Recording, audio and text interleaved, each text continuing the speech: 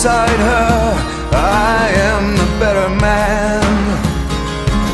When On s'entraîne assez fort pendant 3 semaines. Après 3 semaines, on est ici en bas, on est fatigué et on s'accorde une semaine de repos pour avoir ce phénomène de surcompensation que je vous ai parlé avant. Ainsi, ça fait un bloc de 4 semaines, 3 semaines. 3 semaines, on se fatigue en quelque sorte, on accumule un petit peu d'entraînement. Une semaine, on lève vraiment le pied. Le but, c'est qu'à la fin de la dernière semaine, on ait subi ce phénomène de surcompensation puis qu'on soit plus fort qu'au début des 4 semaines d'entraînement. Voilà, un plan qui peut vous expliquer maintenant une adaptation positive de l'organisme. On a une charge de travail, on se repose après, on récupère, on devient un petit peu meilleur et là on replace un entraînement.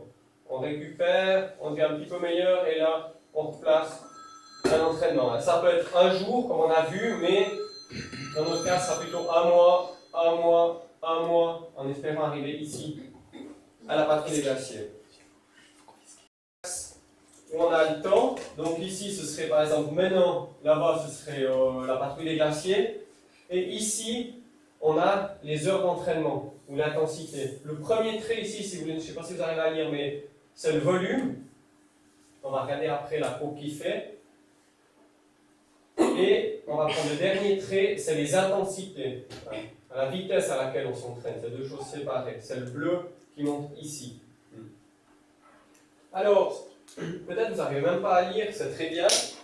Ici, on a période foncière, période pré-compétitive, période compétitive. to leave her, I always stagger back again. Once I built an ivory tower so I could worship from above. Alors, deux pics de forme, un pic de forme dure à peu près un mois. La chose qu'on sait aussi, c'est que, je vous ai dit, le dernier trait ici, c'est les intensités, ce qui correspond aux courses. Plus on s'approche des courses, plus l'intensité est forte. Ici, ça correspond au premier pic de forme. Ici, ça correspond au deuxième pic de forme. Celui-ci, ce serait celui de la patrouille des glaciers. 1, 2, 3 semaines, c'est dans la charge d'entraînement. Et la 4e semaine, c'est cette phase de récupération et de surcompensation. On devrait être ici à la fin de la 4e semaine. Si on a une course à mettre, elle devrait être ici. Voilà, ce qui est un petit peu logique. Ici, si c'est des heures d'entraînement, on ne va pas la mettre au sommet de la semaine 3. Je vous parlais, c'est un exemple. Après, on prendra par rapport à la patrouille des glaciers. Ici, jusqu'ici, on trouve les 4 premières semaines qu'on a fait avant, par exemple. Là, on trouve par exemple 6 heures, 7 heures, 8 heures et 4 heures.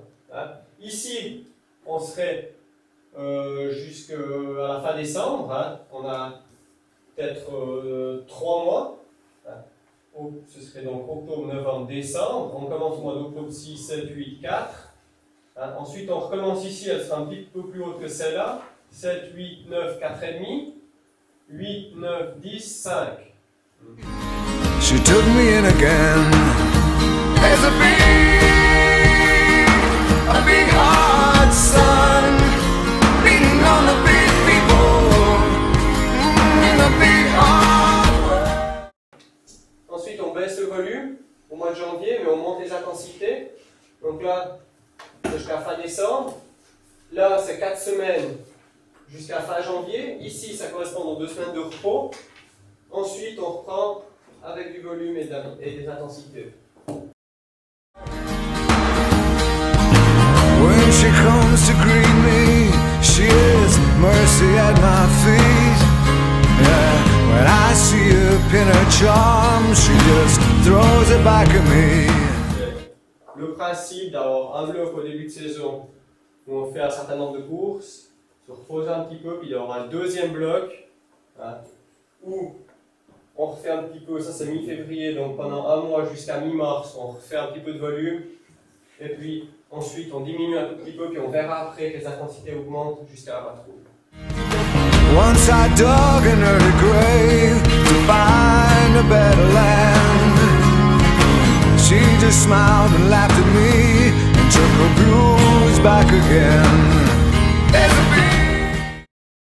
Entraînement par rapport au volume. On me pose souvent la question, hein, mais est-ce qu'il faut que je fasse des longs entraînements, il faut que je fasse des cours, comment il faut que je m'entraîne pour la patrouille? Est-ce que si je fais 15 heures à la patrouille, est-ce qu'il faut que je fasse un entraînement de 15 heures? Est-ce que si je fais 7 heures, il faut que je fasse des entraînements de 7 heures? Et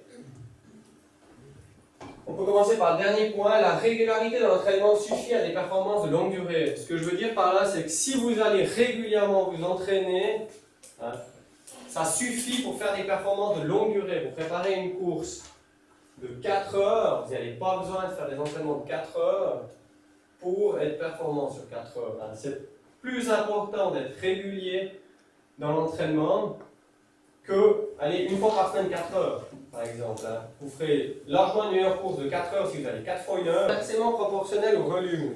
Je m'explique. Hein.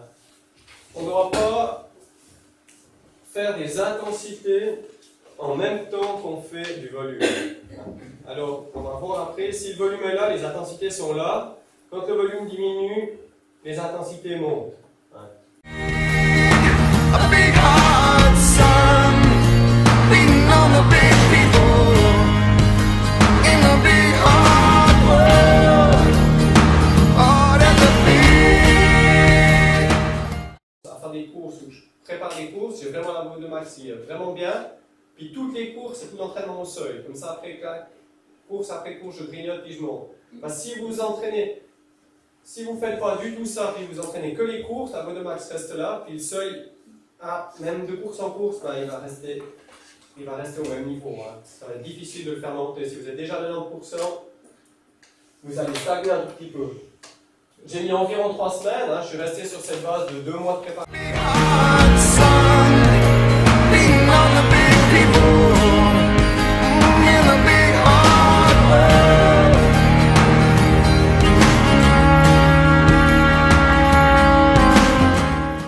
Proche de la VO2 max, hein, c'est beaucoup plus près de la VO2 max que du seuil. Hein. Moi je mets VO2 max seuil, comme ça vous comprenez que c'est un entraînement.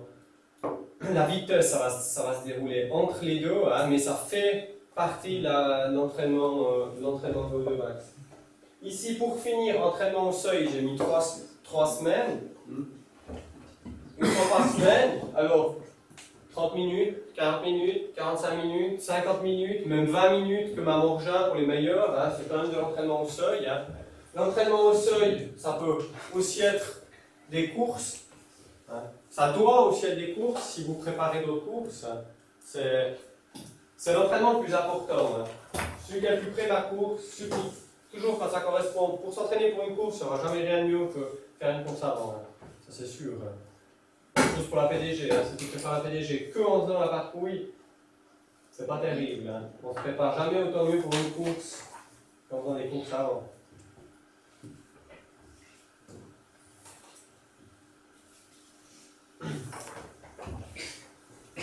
Deux mots, comme je vous ai parlé avant, sur la progressivité. Hein. Il y a plusieurs façons d'être progressif. On a vu déjà plein de façons. On a vu être progressif dans les semaines d'entraînement.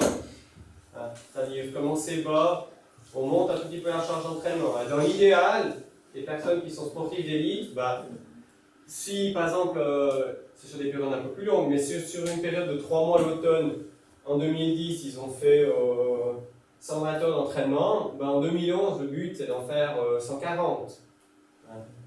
Après, bah, il faut pouvoir le faire, c'est des professionnels. Mais la progressivité, on a vu le volume, on a vu les intensités aussi. Hein. On va progressif dans les intensités. On va pas tout de suite chercher la plus difficile. 3 fois 10 minutes de 30-30, c'est 30 minutes. Hein. C'est pas évident. On va commencer en faisant. When I go to cross that river, she is comfort by my side. When I try to understand, she just opens up her hands.